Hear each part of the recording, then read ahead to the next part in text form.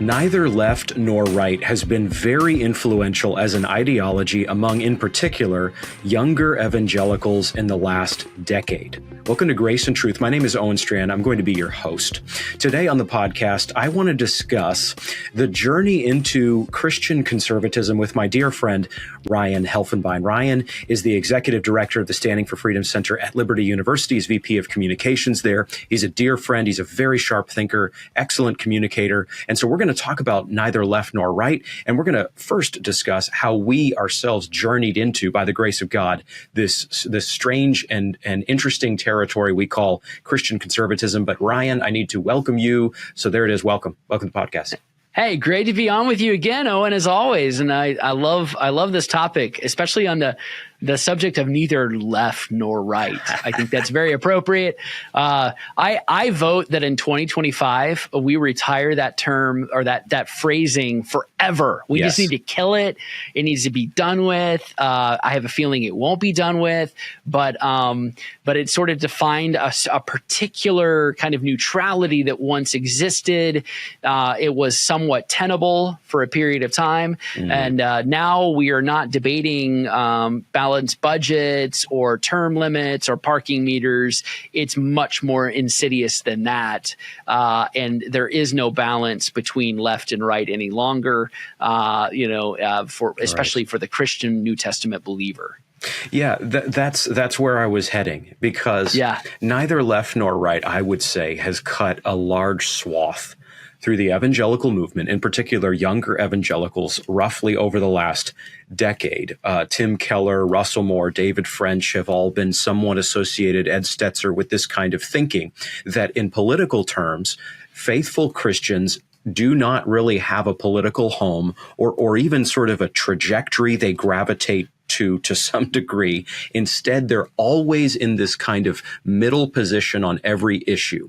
I do find myself, I will say this, Ryan, as the years go on, I do find myself really valuing what you could call biblical balance. Biblical balance is a thing. I mean, I think about manhood. Let me just talk about this for a quick second. You and I have discussed this on numerous Liberty podcasts. You've got kind of a brash manhood that's like, we're going to punch back against feminism. You've got a weak, insipid manhood that just falls to the ground, when the wind picks up a little bit.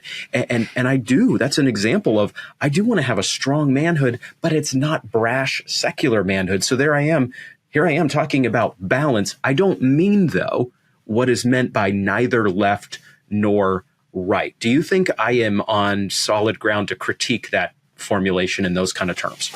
Yeah, no, I totally agree. And by the way, I love I love what you're talking about. Stiff wind picks people up and blows them down, and they're in the fetal position. We don't need to be a bunch of Philistine Canaanite men running around trying to look like a bunch of tatted men with bulging biceps and all of that. Yeah. But virility and strength define how God has made men. Men must be leaders spiritually. But I think that too, God has made men to be strong, skeletal, muscular, and all of that. Yep. And so we do need to protect and to defend. And when you think about politics, it's really interesting how much of the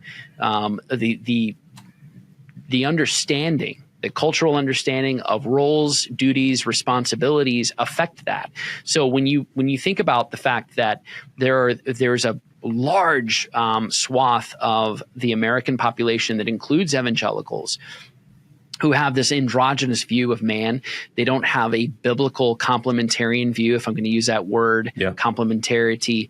But if they don't have this understanding and this balancing, right, it's going to impact whether it be a kind of extreme characterization on the right that doesn't in any way, it's not defined by Christ or by Christianity, or by all of that which is on the left, which virtually has no room whatsoever, has a complete acrimony and antipathy towards anything that is Christian. Yes. Our cultural understandings of these things will impact how we think politically. It will. And here's the thing that you were just driving at that I think is extremely important today. It is really easy to be a reactionary. this keeps coming up in my life and my thinking as I'm watching trends online and more importantly in the big bad world beyond the kind of shadow mirrors world of online discourse. It's really easy, for example, to see something really bad and end up not responding to that biblically, not being what I call a reformer. I don't mean their capital R. I mean, go back to scripture and reform your thinking and your posture on an issue. So I'm not talking so much about the salvation of sinners, even there. It's really easy, although we can go there, and I'm glad to. It's really easy to be a reactionary and say, feminism is awful, wokeness stinks. And by the way, I'm going to have major concerns of both of those systems, and I'm on record. But it's really easy, Ryan, I think, to then fall prey to falling into the ditch on the other side. I am far from the first person to make this observation, but I would group that under not being a reformer, being reformed by scripture, which is our authority as Christians, but being a reactionary. Do you agree?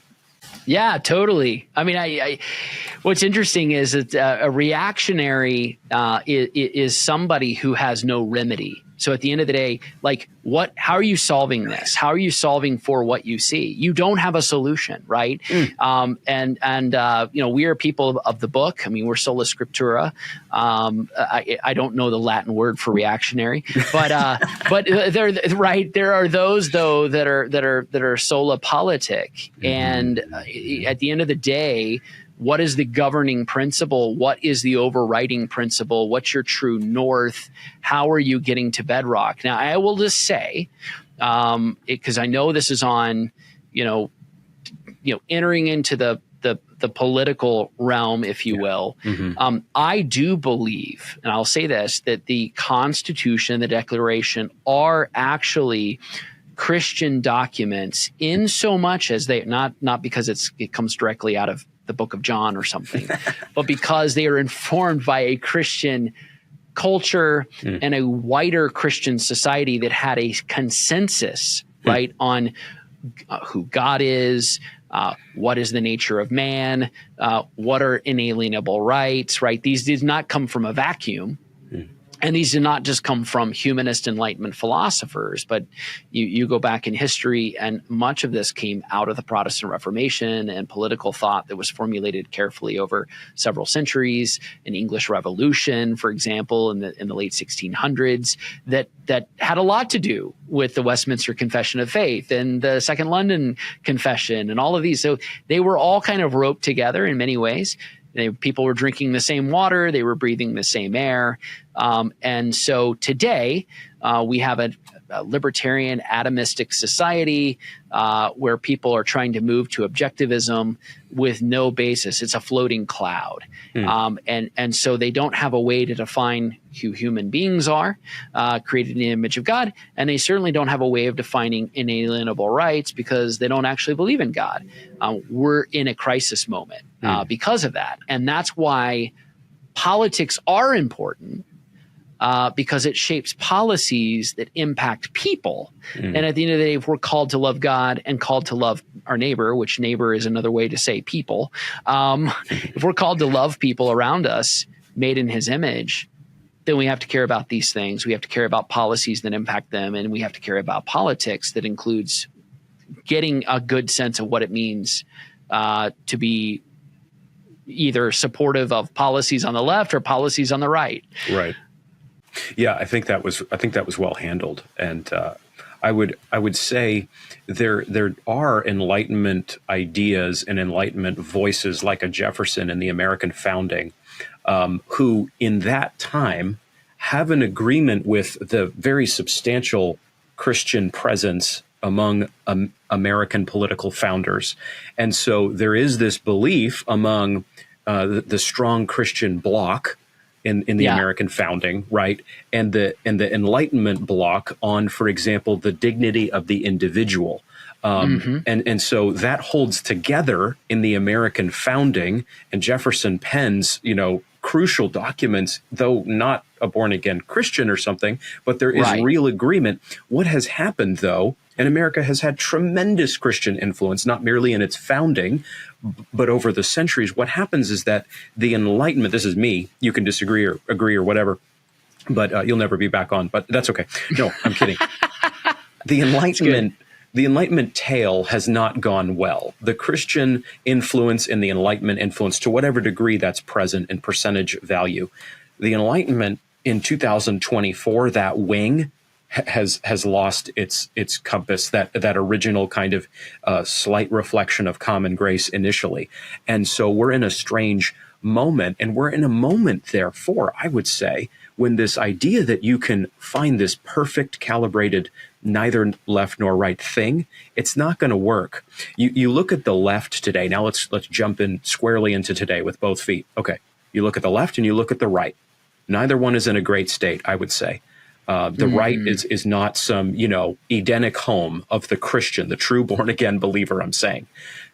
You look at the left and it looks a lot like a city ablaze with no hope and no one has any water. And that's what they, sadly, leftists, at least some of them, want to do to any cities that are not on fire. They want to burn it down. Why they do owes to the madness of sin. So the idea that you can kind of be perfectly between not a great movement, but a movement on the right that still has some purchase on some truths, or the left, which is frankly just destroying civilizations left and right, that's not a true idea. Do you? Yeah. How do you respond? I totally agree. And so when you started out, we were talking about, I'm trying to remember your exact phraseology, but I mean, we are sojourners as Christians. We have no lasting city. We seek the one that is to come. You see that in the Hall of Faith in Hebrews chapter 11, though they had no lasting city, they sought the one that is to come. But we also recognize that God in the temporal realities has placed us in important places, right? It doesn't matter if you're listening to this podcast and you live in South Korea, or if you live in India, or if you live in some part of Africa. All of those places matter. They matter to God first, but then they also matter to you and the calling He's placed on your life. And so because of that, I think of Jeremiah 29. I think of the Jewish people in exile. They had a purpose in Babylon. No, they weren't going to completely transform Babylon overnight. Who knows if they had stayed there 1,000 years? Who knows what have come of Babylon, right? But they were going to be there 70 years, and God still had a command for them. Like, you gotta marry, give your sons and daughters to marriage. You need to plant, build, do all of the things that matter, right? Seek the welfare of the city, pray to the Lord on its behalf, for in its welfare you'll find your welfare. And there is this cultural mandate that includes politic. In the Septuagint, the Greek word obviously for city is polis. It's where we get the word politic. So it is the governing affairs of men in the city state. It matters, but going to the point of the distinction between the ideology that right now is separating those on the left versus those on the right, when one side wants to see everything burned down, and the other side has some semblance of conservation, conservatism, some sense of semblance of we want to pass and transmit faith to the next generation.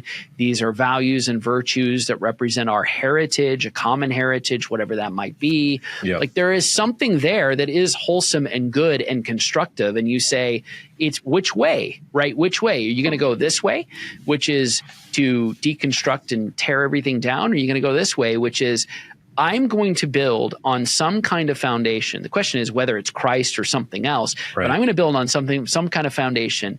And by God's grace, I'm going to die one day. I'll go to the grave. Whether Jesus returns in my lifetime or not, I have no idea. But I'm going to die someday. And what I leave will matter. It will matter for that next generation. So what am I going to leave them? And, we have to recognize right out of 1 Corinthians chapter 3, when Paul talks about his ministry, and he talks about the ministry of his contemporary Apollos. And he's saying, look, regardless of what we build, our foundation must be Jesus Christ. And everything that we build is going to be tested by fire. And, you think, but wood, hay, stubble, those things burn up. But the eternal things actually do matter. Yes. And so I think they matter when it comes to politics. So you look at one heading in the direction of Marxism, and you look at another and you say, okay, there's a lot of confusion. There's a lot of confusion on those by those on the right, but there is some semblance of a onerous to God and a recognition that that in order to pass along freedom, right, you have to have faith, you have to have virtue. Not everyone can articulate that is Christ in the gospel. Right. That's our job. That's your and my job. That's exactly right. And that points us to talking about the American past. That points us to, for example, how Baptists in America and beyond have very much helped to develop the doctrine we call religious liberty. The First Amendment to the U.S. Constitution enshrines religious liberty as a core principle of the American Republic. This is very much challenged today. I'm not going to try to get us into all, relevant conversations on the matter, right? We've got friends, I think both of us, who would range across a spectrum regarding religious liberty, and we can have a lively debate about that. On this particular episode, though, I'm not debating nothing. I am very thankful as a Baptist for how Baptists came out of context where they had basically no liberty in spiritual terms. They couldn't even really practice their faith as a Baptist. They were required to conform to magisterial Reformation theology and polity. And they came to America. They ended up in America. And you've got figures like Isaac Backus and John Leland and others who very much helped to develop a meaningful understanding of liberty generally and religious liberty in specifics. Because in reality, religious liberty, and I know I'm driving us a certain angle here, but religious liberty is the liberty that enshrines all the other liberties. It is therefore, Ryan, for me, and I want to hear your response, it is rather surprising to have a fair number of young Baptists today want to give up religious liberty under the guise that everything will then be solved, or at least begin to solve, especially when you consider how the gospel has exploded in America in the seedbed of liberty, and we've seen a missions movement in the last 200 years roughly, like the world has never known, with America, religious liberty being the soil, producing much of that. Yeah. That's so well said. Owen, it's interesting. I have a lot of Catholic friends and friends all across the spectrum in the conservative political world. And something I have to remind people is, look, religious liberty was not a Catholic invention, you guys. I mean, you were reluctant converts, and welcome, by the way. And by the way, have written many tomes now in defense of religious liberty. Great pieces, ethical pieces. I think of the Acton Institute. I think of some friends over at Heritage who are Roman Catholic, and they really believe in natural law, and we could debate that whole thing too. Sure. I certainly have reservations with that, because if you don't have a Christian foundation or understanding, what is that anyway? Exactly. It's very difficult to defend or even comprehend or hold to a coherent worldview on that basis alone. But you're exactly right. And in America's founding, there was not religious liberty in the very, very beginning. And many of the colonies had established state churches. It wasn't until Providence, Rhode Island, this is pre-Constitution, by the way, that you did have a colony that was finally founded for religious liberty. And then, you look at various states like, Virginia that was Anglican, Maryland that was Catholic. There was a kind of Christian pluralism. And then when they came along in 1788, they're ratifying the Constitution, the whole purpose behind the First Amendment to enshrine religious liberty as an inalienable right was this clause that basically said that at the federal level, there will be no establishment, right, of a state church at the federal level. Now, there were many states that had their own churches that they had publicly recognized. But what was interesting is that set the precedent moving forward, that America would forever be the land of freedom. And we believe in the marketplace of ideas, not just the marketplace of economics, to conduct capital trade and all. That's great. Right. So the private ownership of property and the ability to enter into contracts, these are all great, right? But at the end of the day, the whole purpose behind Jefferson saying pursuit of happiness versus property is that not everybody had property to defend those rights. So it had to be the pursuit of happiness. It had to be something else.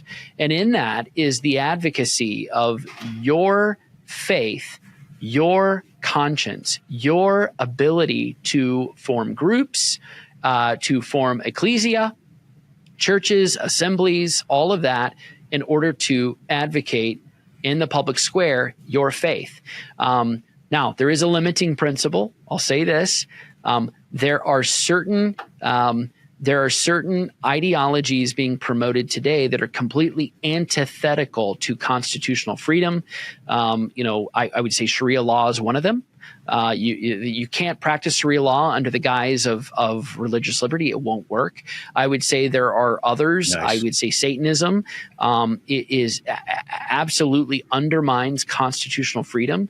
There was a reason in the early formulation of these rights in the Bill of Rights that were enshrined in the Constitution that you also had things like blasphemy laws, but it was so that you would not undermine public order and that you would not undermine the general welfare of the republic. It was not about trying to promote a particular religion over something else. Right. But if you ultimately attribute these rights to God and you're blaspheming God and you're doing something that is publicly indecent, and they recognize that the social order was built upon a religious morality that had to be upheld civically. This is very helpful.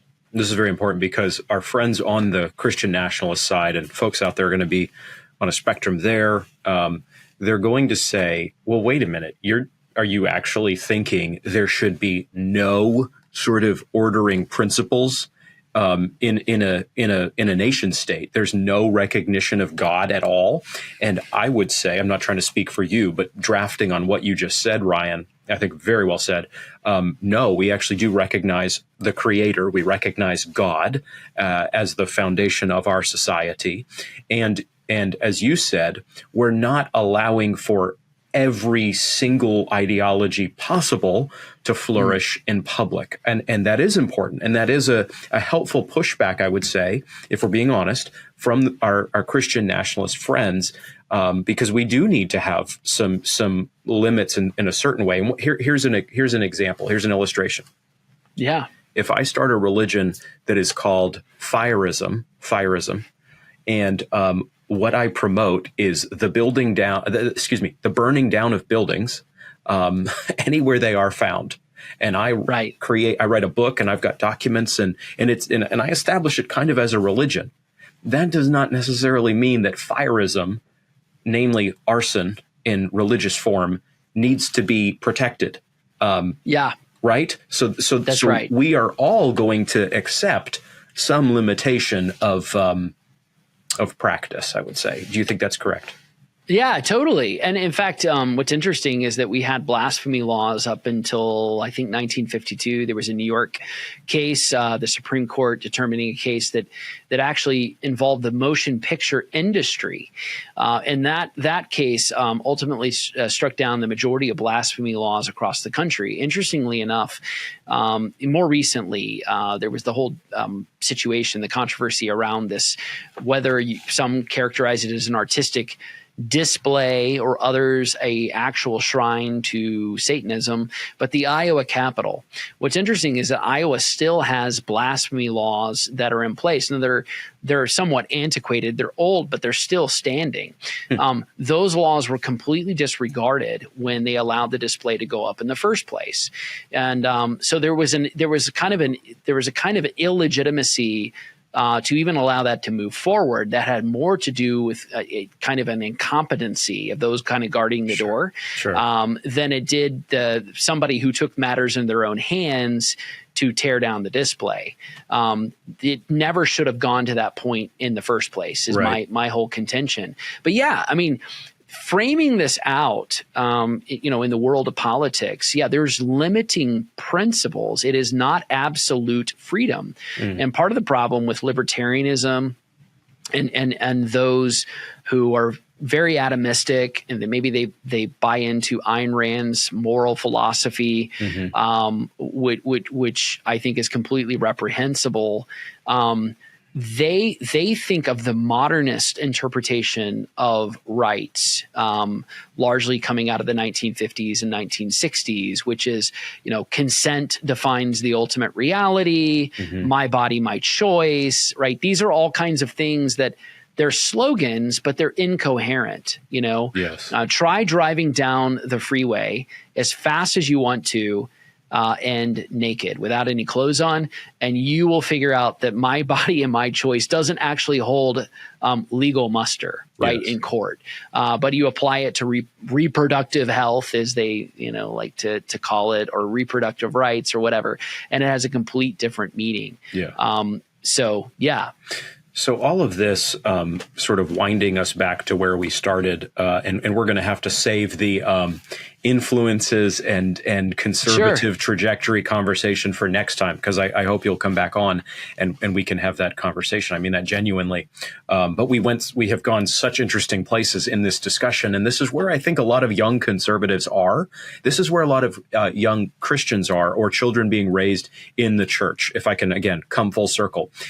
There are some contexts where there's really almost no political guidance given. So that's kind of a reaction. You and I were talking about this in a prior episode, where if you see a kind of bad form in your mind of moral majority stuff or whatever it is, then you're going to react to that by almost going to pretending as if politics doesn't exist. And all you need to do is trust Jesus as your savior and go to church on Sunday morning. And that's basically it.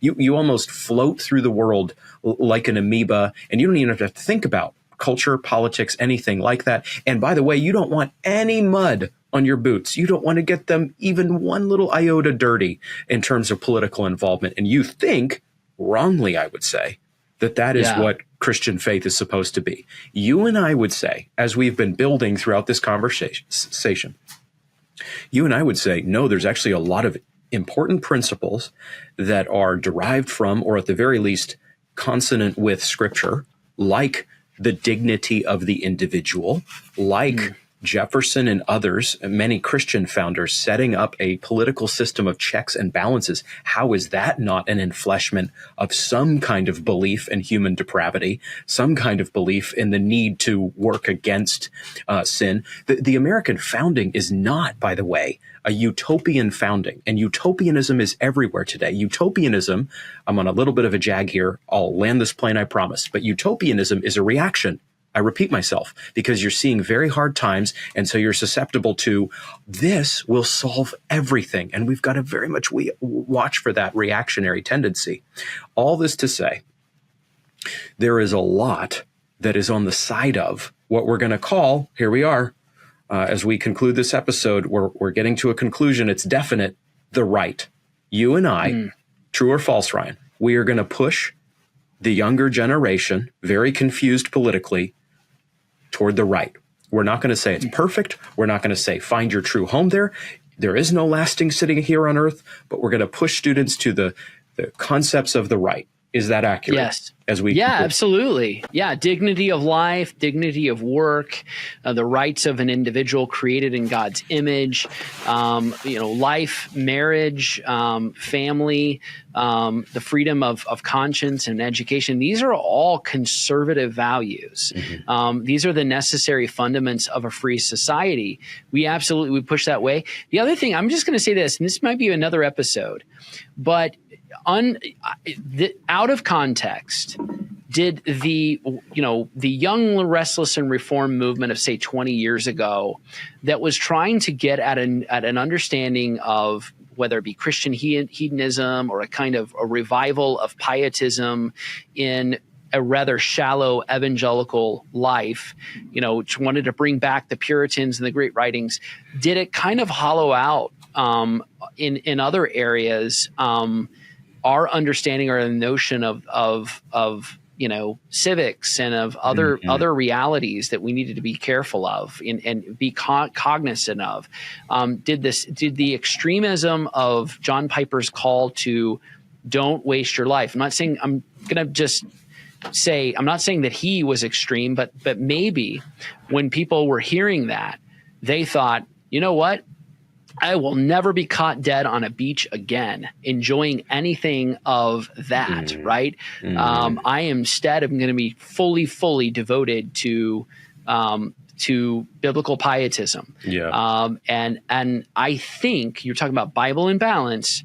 I think that is an unbalanced perspective. I'm going to harken back to something else, David Platt's Radical, where he's literally anecdotally talking about, animal crackers at Vacation Bible School and whether that is a true stewardship of God's money. I say it is. Go buy the animal crackers for kids, right? Show them that you love them and that Jesus wants them to have good things. Definitely. It's okay. But there is an imbalanced perspective, and it's almost unhinged when you go extreme pietistic and then these things, temporal reality doesn't matter. I'll just say one more thing to sum and land. When Jesus said, "My kingdom is not of this world," I think that a lot of people are thinking in terms of place, and I'm thinking more in terms of origin. It is not from this world. His kingdom, though, is very much in this world, and we have to recognize that as well. Wow, what a close, bro! You just like. We were like playing the music. The band was playing the we're walking off the stage music. And you just brought us to a Hans Zimmer and a Christopher Nolan movie like crescendo. And so now you just woke my brain entirely back up. We will do this.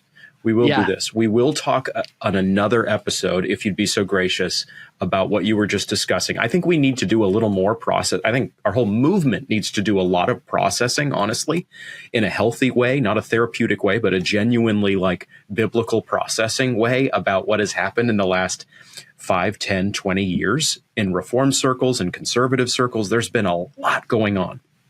Yeah. We'll save most of that for the future. However, I can't restrain myself. I'm not going to let this go on long. But very quickly, I think you put your finger on something. This is going to be oversimplified. But if you have the moral majority, which I would say, and I think you would say, actually did a ton of good, a lot of good. No movement is perfect, but did a lot of good. If you have our founder at Liberty University was the co-founder of the moral majority. So I got to defend the moral majority on the grounds of all of the good that it did. And by the way, it was reacting to a lot of the ilk and a lot of the bad of the 1960s. But keep going. No. That's exactly right. So if we've got the moral majority as hopefully, in its best sense, a biblical response to, real terrible trends in terms of American paganism in the 80s, let's say. And then you've got the young restless reform thing in the aughts, 2000s, developing and saying basically, okay, we agree, at least some of the leaders, we agree with the convictions politically or publicly of that movement, but we've got to bring the gospel into this, and we've got to bring a big vision of God into this. And Piper, we've got to have joy in this. We're not grim legalists. We're in this for joy. That was his whole message, right? Mm-hmm. Okay, I think that's a helpful response. But what then happened is, I think, as you were saying, some elements of that movement ended up falling prey to a similar kind of trap where they didn't have a full-fledged worldview that they offered people. There was almost a gospel-onlyism, at least in some places, not all places, of YRR. And that has then allowed for, that then filtered into neither left nor right. And that then has allowed a counter movement to crop up, where it's almost like public theology is the whole of the Christian faith. And a bunch of us are saying, wait, that's too strong. I think something we've got to start sorting out in conclusion here, I would say, is we want biblical balance. We don't want to say public theology is everything and we're in the role of Jesus making the earth right. I would not encourage, this is me, would not encourage you to have that political theology. But I also don't want to say the animal crackers are bad and the world stinks and there's nothing to do except have Bible study while we're here. And we have no mandate to be in the public square. And you know what? We should actually, consign ourselves to the dustbin of history. There really is a place. Last statement. I'll give you the final word on this episode, for biblical balance. Yeah, totally. Yeah, I think that there is a kind of asceticism that is subtle, that overtakes. And you mentioned, worldview. I think I think in one sense it's a robust, full-orbed, biblical orthodox worldview versus what? A platitudinal aesthetic, where at the end of the day, we are a bunch of prohibitionists who are saying you can't do this, you can't do this, you can't do this, you can't do this, you can't do this, and you're going to be joyful about it. And that is not what we're offering. And then by the way, consider their way of living. Okay. If the president of the United States shows up at your church on Sunday morning and you're in the middle of doing a sermon literally about that, and there's a reluctancy to actually pray for the president, that tells me all I need to know about your orthodoxy. There is no application. That's the problem. I think that's part of the problem. And so it's all posturing, it's aesthetic, but it is not biblical faithfulness. Yeah, and interestingly, oh man, I keep breaking my own rules here. Speaking of rule breakers, the Puritans, but you have me on some stuff that I think about a lot, but we don't talk a lot about today in the movement. The Puritans, interestingly, have both of the instincts we're talking about in them. They're fascinating. Fundamentally, I love the Puritans. I'm thankful for them. Let me say that. Big vision of God, big vision of the gospel and of gospel grace. So I'm in.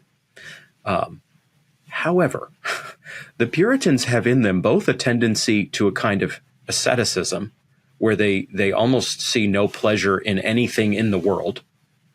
Right. I would deny that. I'm on the C.S. Lewis side of things. I love a big cup of tea. I love a milkshake. I love the beauty of the outdoors. I love stirring music. I want to watch good films. Amen. So on and so forth, right? I think you're on that side. The Puritans have that kind of ascetic side, some of them.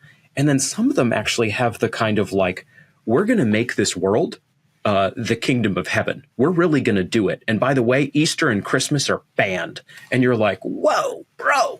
Okay. I love the Puritans. I love Richard Sibbes and John Owen and all the rest. Right. That is not where I wouldn't be on the ascetic side. And I also wouldn't be on the like, we can make this place the New Jerusalem if we just try. So biblical balance. That's totally amen. 100%. I totally agree. And today we're seeing little pockets of each, right? There are those who are influenced by that idea that you can create the shining city, John Winthrop's, shining city on a hill. And there are others that are like, no, we need to retreat into this almost monkish kind of pietism that is removed from the world and build our little enclave. And we're going to be Amish, without the horse and buggies, that kind of thing. I totally agree, Owen. Yeah. I absolutely. And so there does need to be, to your point, and as you started, there does need to be biblical balance in all of these things. What a fun conversation with Ryan Helfenbein, Executive Director of the Standing for Freedom Center at Liberty University, VP of Communications at the same. He is just such a stimulating brother, godly brother. I'm very thankful for you, Ryan. He has the best hair in evangelicalism. I'll add that as we wrap. Ryan, thank you so much for being on the podcast today. Please come back. Yeah, I absolutely. Anytime you name the time, you name the place, I'll bring the popcorn. Thank you, brother. Well, this has been an episode of Grace and Truth. And just as we close, we would point you to remember this. Whatever's going on in this wild and crazy world, there is infinite grace and total truth in Jesus Christ and Jesus Christ alone. John 1:17. God bless you.